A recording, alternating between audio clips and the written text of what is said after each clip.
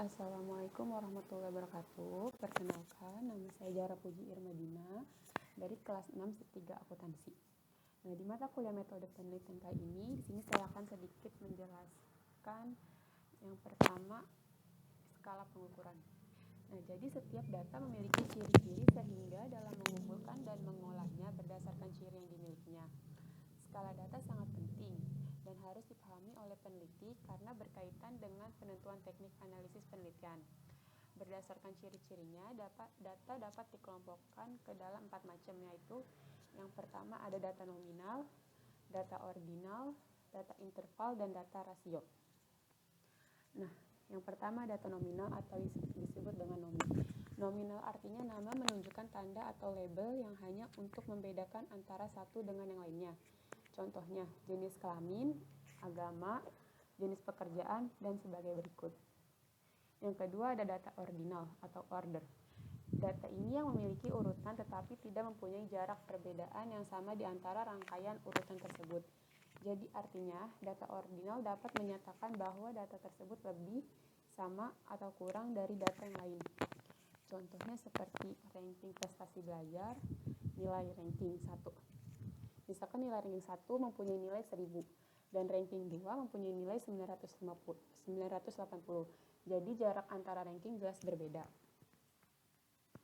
Yang ketiga ada data interval. Data yang mempunyai perbedaan yang sama di antara rangkaian urutan tersebut tapi tidak memiliki titik nol, absolut, atau mutlak. Yang keempat ada data rasio. Merupakan data yang banyak dipakai di ilmu eksakta daripada sosial. Bisa menunjukkan adanya perbedaan, tingkat, jarak, dan bisa diperbandingkan dan mempunyai titik nol absolut atau mutlak. Contohnya, suhu 20 derajat Celcius setengah dari suhu 40 derajat Celcius. Yang kedua, ada sumber data. Nah, sumber data ini ada 4 macam. Yang pertama, wawancara atau angket. Jadi, sumber data berasal dari responden atau yang merespon yang menjawab pertanyaan peneliti. Populasi. Populasi itu respondennya adalah populasi. Jadi, wilayah generalisasi yang terdiri dari objek atau subjek yang memiliki kuantitas dan karakteristik tertentu. Yang keempat ada sampel. Respondennya ditentukan tidak semua sama dengan penelitian. Yang keempat observasi. Jadi peneliti akan melakukan pengamatan secara langsung. Ada data panel. Data cross-section merupakan data yang dikumpulkan dalam satu waktu terhadap banyak individu. Sedangkan data time series adalah data yang dikumpulkan dari waktu ke waktu terhadap suatu individu. Jadi, data panel dikumpulkan dari data gabungan cross-section dengan data time series.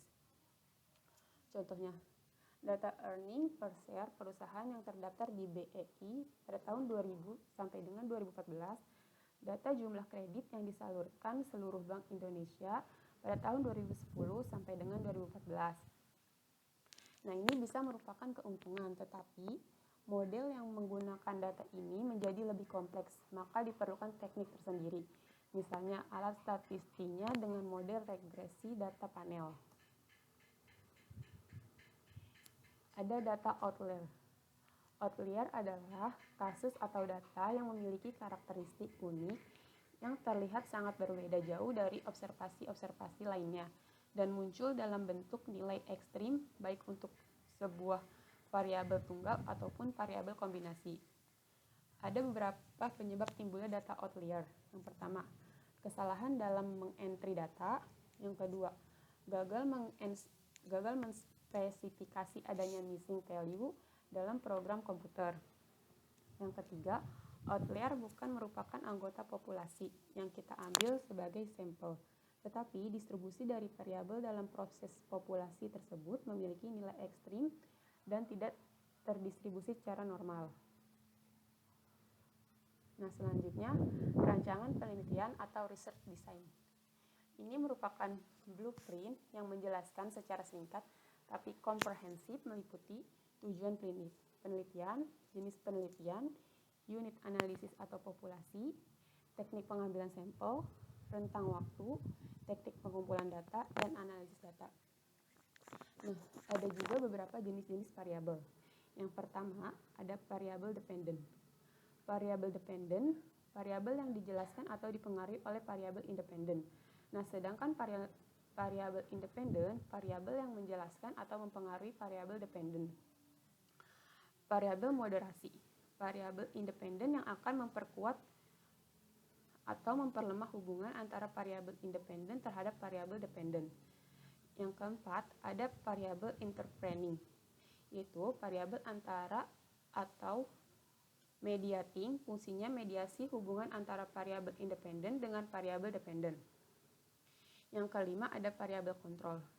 Variabel kontrol ini didefinisikan sebagai variabel yang dikendalikan atau dibuat konstan sehingga mempengaruhi variabel independen terhadap dependen, tidak dipengaruhi faktor lainnya yang tidak diteliti.